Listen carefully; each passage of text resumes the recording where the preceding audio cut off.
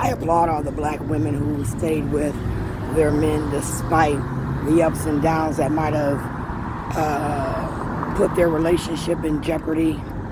But as I think of Jay-Z, Ice Cube, Martin Lawrence, Will Smith in particular, where for me, a couple of movies that Chris Rock made and Will Smith made were mentally thinking in my great state of Minnesota, which is the leader in healthcare, that I could have been made the bionic woman. I said that, there's commercials that says you could have a laser surgery or some type of surgery regarding your spine in 24 hours and then be up and walking. And I thought that they were telling me I needed to accept these deals that they were making behind my back because Joshua R. Williams said I smoked weed. And I told Josh in confidence because at that point in my life, I really needed a friend. I knew under the law that Josh could research me. He could demand a urine analysis from me. He could have discussed at that point in time my Oxycontin history. And he could have said, Sharon, I'm not going to represent you. You've put yourself in a situation where your history makes you look criminal. But in theory, I didn't fit the mold of an Oxycontin user until Josh. Under Josh, they took 20 teeth, and then they never put them back.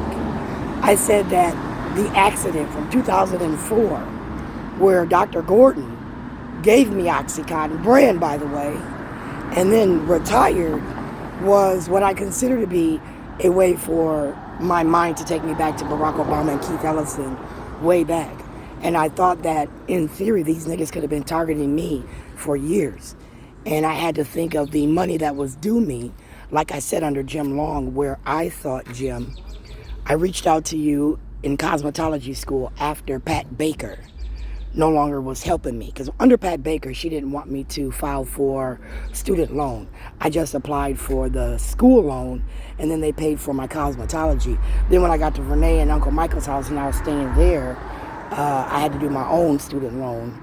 I think it was like the winter of, as I was going back and forth, and I didn't tell nobody, right? I was going to Loretta's house, I was going to Renee's house, I was now hanging back at my mama's house.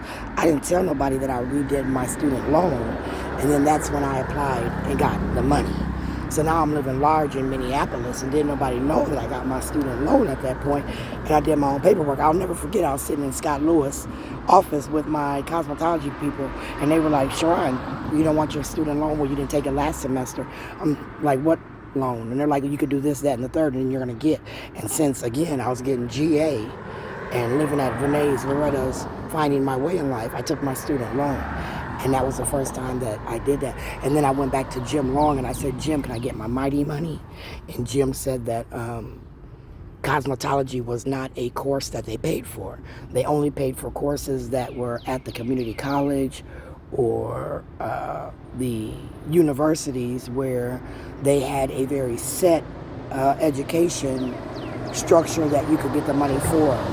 Doctor, lawyer, now associate's degree, paralegal. I mean, all these things encompassed that. Like, you couldn't have got, you might have been able to get Mighty Fund for a certificate. I don't know. I never tried to get like a certificate per se. I always tried to get a degree. So with that being said, I thought Jim sued on my behalf at that time.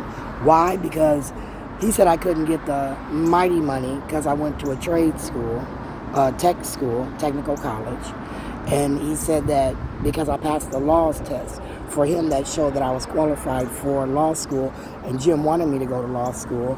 So I thought Jim set up a college fund for me, which could be that historical college fund that Donald Trump was talking about.